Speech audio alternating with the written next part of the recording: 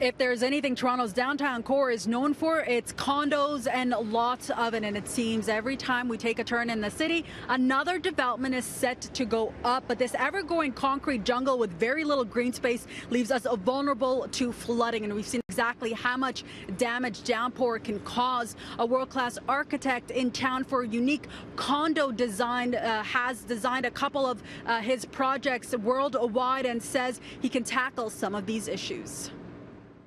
If all people are different, why are almost all apartment buildings the same?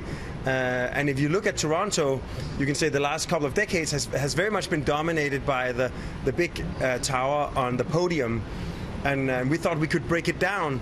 So we've created almost a man-made mountain of houses with gardens. Bjarke Ingels is behind the next big thing to hit King Street, a condo building with hundreds of terraces. Construction will start next summer and finish in 3 years. The Danish architect is partnering up with Westbank founder Ian Gillespie to bring something that so many of the city's downtown residents crave: greenery. 85% of Canadians live in cities today. And one of the things that I think that they are lacking is nature in the urban environment.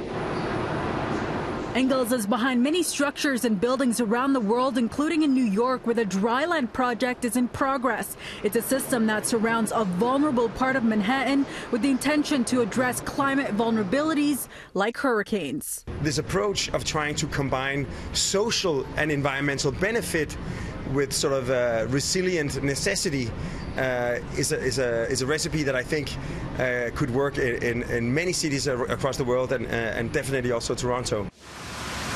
In the last few years, the city of Toronto has experienced disastrous storms causing major flood damage. The August 7th rainstorm alone caused tens of millions of dollars.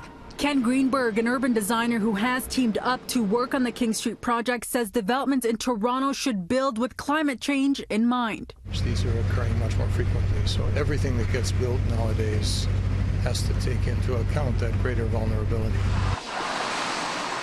Greenberg is part of a team that proposed a $1.25 billion flood protection initiative funded by the 3 levels of governments. The project is 10 years in the making and will transform part of the downtown area into a parkland that is designed to be flooded, rerouting the water from the Don Valley River.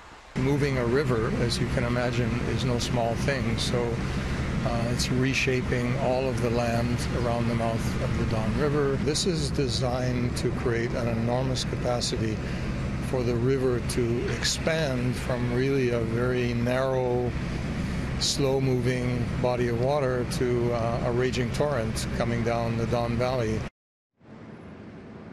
And Greenberg tells me the contracts for this project have been handed out and work is set to get underway anytime now.